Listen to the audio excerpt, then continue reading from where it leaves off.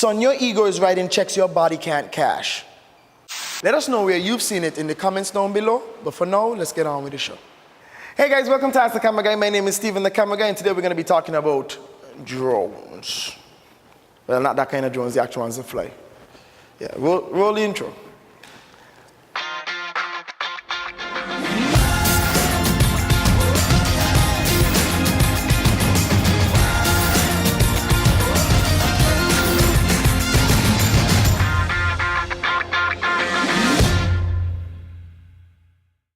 Ever since 2010, I think, or 2011, there have been drones on the market, commercially available drones. And what a drone is basically an unmanned aerial vehicle or unmanned vehicle, all right? And we use these drones to take extremely interesting footage, extremely interesting angles from very high up, or we use it to go over water, or for a variety of different purposes.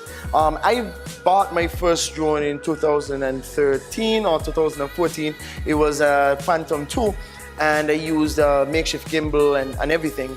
I did a lot with that drone until I destroyed it. And I just wanted to give you guys a couple of tips on what to use drones for, especially when it comes to film, all right? Some people might be asking, like, what are drones used for? What should they be used for in the lexicon of film language? Now, when it comes to films, there's always usually something called an establishing shot. An establishing shot is usually a very wide angle shot that shows you buildings or shows you the general atmosphere and the environment that the scene that is going to come after that would be taking place in. For example, if you want to set up a cityscape, it's showing that wherever your scene is going to be at is in the city. You see this a lot when it comes to sitcoms. Usually there'll be a shot of an outside, like in Fresh Prince of Bel-Air, there'll be a shot of the actual mansion that they live in, and then all of the sets would basically happen within that scene. If they have to move outside of the scene, they would use another establishing shot, like say they use a shot of a cafeteria or a school or whatever the case is. Sometimes it's very wide and sometimes most of the times it's exterior.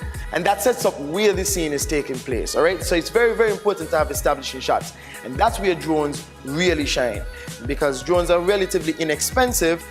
You could get very, very high shots, and you could get shots that move and have motion. So unlike shots that took place in the 90s in sitcoms, where the shot would be more or less static, with drones you could add some movement, you could add a little bit of flybys. We call them flybys when you fly over something or you fly around it. It creates an incredibly dynamic establishing shot. But that's what it's used for. A lot of the times when I see a lot of films, a lot of videos, especially videos where people start getting into drone footage, usually the drone footage dominates most of the presentation. And the thing is, there's nothing necessarily wrong with that if you're doing like an expose on a landscape, but if you're trying to make like a commercial or something, you could very easily overdo the drone footage, all right? Drone footage comes in handy when establishing shots, but what it doesn't do is it doesn't tell stories very well, okay? Drone footage, because it's so high up, it's an angle that feels very godlike, and it translates sort of I have the power to move through in an omnipresent way. Like I could see from above and you don't normally see that. So when it comes to drone footage, if you're trying to take a drone and use it to create like an ad, it usually misses that personal space where people exist. Like if you're having a conversation, having a drone fly around might establish where the conversation is being held, but in terms of connecting with the two people who are having that conversation or three people who are having the conversation, it maybe will not do very well because you can't see the person's faces very well. This is where a normal perspective or a shot on sticks, or when I say sticks, I mean like a tripod with a normal camera, really works well, because you could lock it in and really get that person's viewpoint in the camera. Sometimes the bigger something is in camera, the more important it is, and that's one thing drones don't do very well. They establish a shot. They don't do very well at being personal. So even if you're going to use the drone to establish a shot, it might be well that you use it to establish a shot and then you use other cameras to fill up the pieces to make the story whole and to make it something that people could relate to. So in terms of tips, a couple things when it comes to safety. When it comes to using a drone, please be very, very careful. If you're using a drone, please be very, very, very careful, because falling from a certain height, a drone could really, really hurt somebody. In fact, I shy away a lot of the times from using drones in places where there are a lot of people. And now in event photography and event video now, the big thing is to have a drone flying around people's heads and so on.